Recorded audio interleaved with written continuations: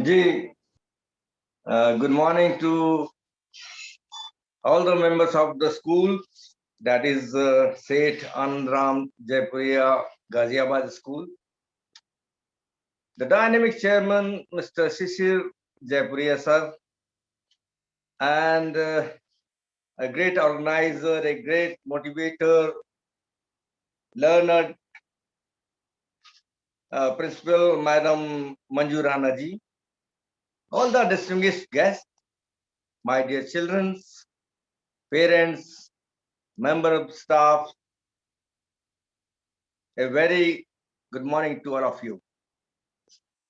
As been told regarding me that being a player, being a son of legend, magician, hockey jadugar, Major Dhyan Chand, I feel a great honor to be a chief guest of this virtual function in the pandemic, um, situations when the whole country is suffering, the whole world is suffering. Even then, the school has organized such a beautiful, such a lovely function, that is Sports Day. मैं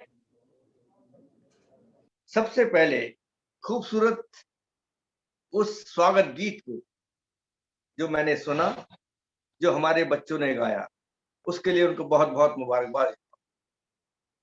music हमारे जीवन का एक अंग है। जैसे मैं कहूँ कि सबसे बढ़कर खेल होता है, खेल कूद, जिसका कि आज हम सब सेलिब्रेशन कर रहे हैं, जो स्कूल सेलिब्रेट कर रहा है, और खेलों के बारे में कई तरह की बातें करी।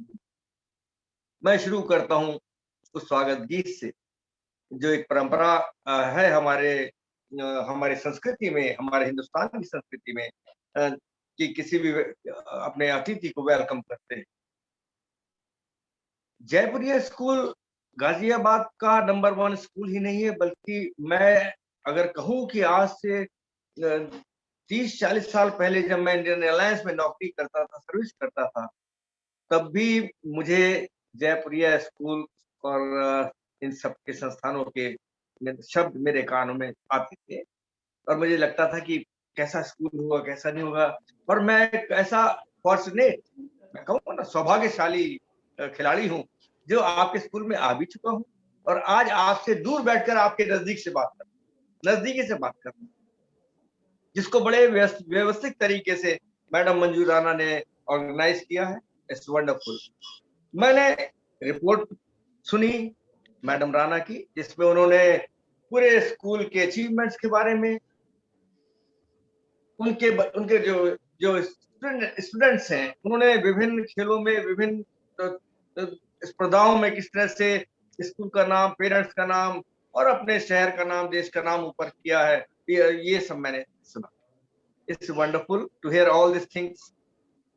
इस खेलों की बात जब मैं करता हूँ, तो जो योगा का भी एक बहुत ही मधुर गीत, मधुर एक्सरसाइज देखने को मिली है म्यूजिक के साथ। अगर मैं कहूँ कि सभी खेलों में सर्वोपरि सबसे ऊंचा योगा है, इसको यदि हम खेल ना माने और खेल माने भी, दोनों एक जैसा है। लेकिन किसी भी चीज पर कंसंट्रेट करने के लिए, उस पर अपना ध्यान लगाने के लिए, चाहे वो शिक्षा हो, चाहे वो हॉकी हो, चाहे वो फुटबॉल हो, चाहे वो बास्केटबॉल हो, कुछ भी हो, अगर हमारा ध्यान नहीं है तो हम उस पर उसके रिजल्ट्स नहीं पा सकते। तो मैं ये कहना चाहूंगा कि योगा जो है, किसी भी क्षेत्र में, चाहे वो स्टडी हो, चाहे वो खेल हो, चाहे आपकी दूसरी एक्टिविटीज हो, उसके लिए योगा को सबसे पहले मानना बहुत जरूरी है, उस पर अमल करना जरूरी है। हॉकी मेरा खेल रहा है, क्रिकेट से मेरा बचपन में जुड़ाव रहा है, फुटबॉल मैंने बहुत खेली है, बैडमिंटन, जिस तरह से स्कूल के जनरल सब्जेक्ट्स होते हैं, हमारे हर स्कूल में होते हैं जनरल सब्जेक्ट, हर खेल के को मैंने जनरल सब्जेक्ट के रूप में खेला है, और अच्छा अच्छा ऐसा नहीं, अच्छा अच्छे तरीके से, और सबसे बढ़कर एक प्रसन्नता मिलती है। आज हम जब स्पोर्ट्स डे मना रहे हैं, तो हमारे दिलो दिमाग पर सिर्फ खेल की बातें आ रही हैं, हम खेल के बारे में ही बात कर रहे हैं, हम किसी और के बारे में बात नहीं कर रहे, तो हमारा दिल प्रफुल्लित है।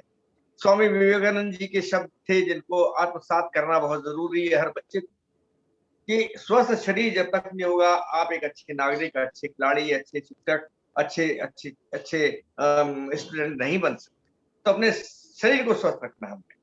बच्चों, ये वो चीज़ें हैं जो आपकी ज़िंदगी में आपको एक लंबी उम्र देती हैं। जब लंबी उम्र होती है, आप अच्छे-अच्छे काम करते हैं, जो आपके लिए, आपके आपके परिवार के लिए, आपके देश के लिए, आपके नागरिकों के लिए और विश्व के लिए काम आते हैं।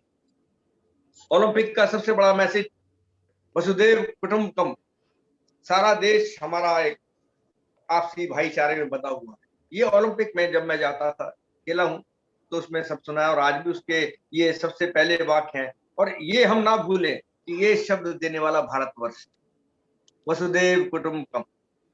ये भारत देश के, ये भारत देश का मैसेज है। हम इसके प्रवर्तक भी हैं, इसके इसको इसको इसको लाने वाले भी हैं शब्द को और इसके समर्थक भी हैं।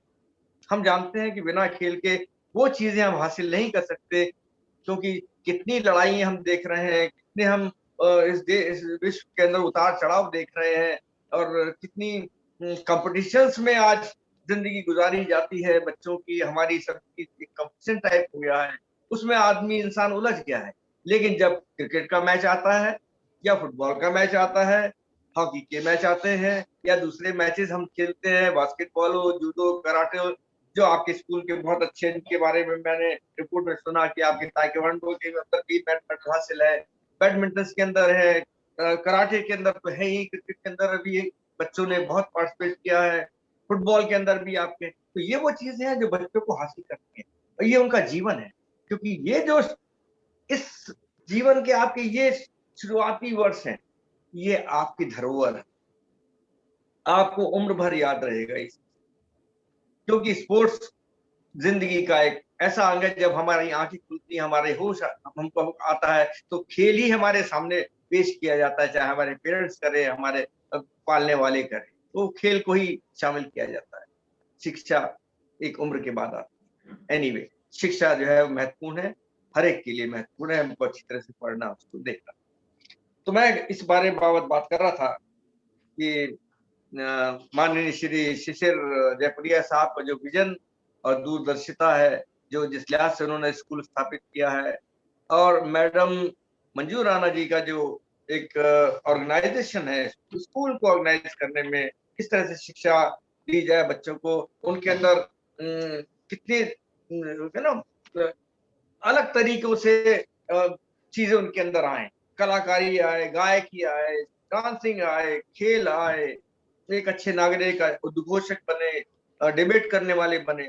ये जो करिकुलम चीज़ें हैं कई तरह की, ये स्कूल के बच्चों को दी जाती हैं, लेकिन ये तभी हासिल होती है जब हमारे ऊपर के जो हेड होते हैं, जो ऊपर के करने वाले हैं, उनका विज़न, उनकी सोच, उनके विचार अच्छे, और मुझे कोई शक नहीं है कहीं से, एडमायरर हूँ जयपुरिया स्कूल का कि उनके स्कूल के बच्चों ने ये सब चीज़ हासिल की हैं और एक अच्छे तरीके से स्पोर्ट्स डे को मनाया जाता है।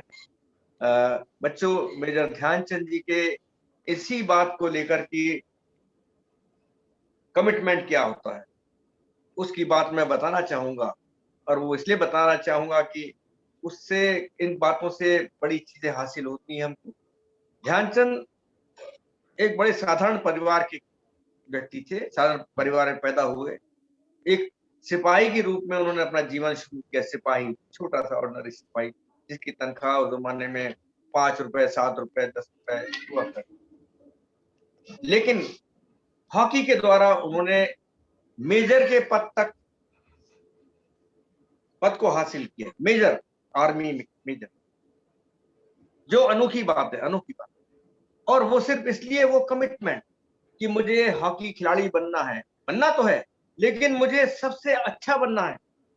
अब सबसे अच्छा बनने के लिए क्या करते थे, डे टाइम में आफ्टर द लंच जब उनके साथ के लोग रेस्ट कर रहे होते थे, ऑफिस के बाद रेस्ट हम सभी करते हैं, देखते हैं आधे-आधे जन लोग सो जाते हैं दोपहर में घंटा 2 घंटा।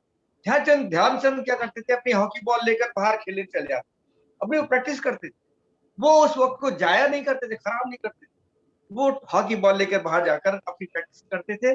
अब वो सोचिए कि वो जो प्रैक्टिस जिसको वो अपने आत्मसात खुद करना चाह रहे हैं कि मैं सीखूं।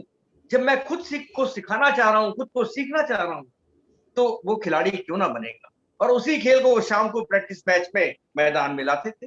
तो उनके उनके खेल के कला कौशल बढ़ते चले गए। और बच्चों, एक आप भी जानते हैं और मैं फिर इसको दोहराना चाहूंगा कि जब आप हार्ड वर्क करते हैं, दिल से करते हैं, कंसंट्रेशन के साथ करते हैं, इसमें योगा भी शामिल है, तो आपको उस वस्तु के ऊपर, चाहे वो शिक्षा हो, चाहे वो खेल हो, चाहे वो दूसरी कई बातें हों, उस पर आपको विश्वास आना शुरू होता है। आप उसमें महारत बनने शुरू होते हैं। और जब महारथी बनते हैं तो आपको कॉन्फिडेंस आता है। और सबसे बड़ी बात जीवन में है वो है कॉन्फिडेंस। कि आपके अंदर अगर आत्मविश्वास आ गया तो आप दुनिया की कोई भी चीज, कोई भी कार्य आप, मैं समझता हूँ स्पोर्ट्स की वो देन, ध्यानचंद जी की वो चीज जिसने उनको हिटलर के सामने उसी की टीम को जो 8 गोल के मुकाबले 1 से हराया। हिटलर जैसा तानाशाह जो नस्ल, रंग, भेद सभी को मानता था, वो मैदान छोड़ के चला गया। गोलियों, तोप नहीं, बंदूकों से नहीं, खेल के द्वारा मैदान में हराया। बर्दाश्त नहीं कर पाया हार को। 5वां गोल जब पड़ा जर्मन के ऊपर, मैदान छोड़ के चला गया। और बाद में ध्यानचंद जी को बुला के पूछता कि तुम आर्मी में क्या हो? What is your rank in the army? My father replied, I'm simply a lance nayak. एक छोटा सा पोस्ट होती है। तो Hitler says, you come to Germany, I'll make you general. I'll give you this much, that much, that much, that much. But my father replied, answered him, standing in a attention position. He replied, sir, I'm an Indian soldier and I want to work and die for country there only. ये चीजें हैं बेटा जिसके अंदर अपने आप को हम लोग शामिल करके आगे बढ़ने की कोशिश करते हैं। ध्यानचंद तो कर गए, अब हमें करना। Now we are there, schools are there, parents are there, everything is there. आज की दुनिया आपके सामने, इसको हासिल करो, अच्छे स्टूडेंट बनो, अच्छे खिलाड़ी बनो। और खिलाड़ी वो बनो जिस तरह से अभी शिष्य जी ने कितने अच्छे तरीके से क्रिकेट के बारे में एक उदाहरण पेश किया था कि हमारे 36 के अंदर टीम हार गई, उसके बाद सेकेंड राउंड और थर्ड राउंड में हमने उनको हरा दिया, जीत गए। तो ये है कॉन्फिडेंस। इसको कहते हैं कि रिटेलिएशन। अच्छे तरीके से हमने किस तरह से उसको उस टीमों को हराया। तो ये वो चीजें जो आपको शक्ति देती है, आत्मशक्ति देती है। शक्ति दो तरह की, एक आप वेट उठाते हो, एक आप आत्मबल से उठाते हो। तो जो आत्मबल है उसको बढ़ाने की, उसको लाने की जरूरत है। वो आत्मबल बहुत कम आता है, कम ही लाना चाहिए। आत्मबल बहुत मजबूत होता है। तो ये चीजें ऐसी हैं जो आपके जीवन में काम आएंगी। मैं आप सभी का बहुत बहुत आभारी हूँ। पेरेंट्स का बहुत बहुत शुक्रिया अदा करता हूँ कि आज स्पोर्ट्स डे के ऊपर उन्होंने मुझे एक मौका दिया कि मैं आप सबसे मुखातिब हूँ, आपके सामने आऊँ। मैं शिशिर जी का बहुत थैंक्स करता हूँ, मैडम मंजू जी का बहुत थैंक्स करता हूँ। और सभी स्टूडेंट्स, अपने टारगेट को, अपने लक्ष्य को ना भूलो कि हमारे लेट सरदार बलबीर सिंह जी, जिनके 3 गोल्ड मेडल थे, उन्होंने हमको एक बात बताई कि बेटा अर्जुन, तुम चिड़िया की आंख देखो, बस वो उसको लक्ष्य रखो, you will achieve all the things in life. बहुत बहुत शुक्रिया, धन्यवाद। मैं सभी स्कूल के सभी मेंबर्स को, सभी लोगों को बहुत बहुत थैंक्स करता हूँ। और शुभकामनाएं है कि स्कूल दिनों दिन तरक्की करे, आगे बढ़े। थैंक्स। जय हिंद।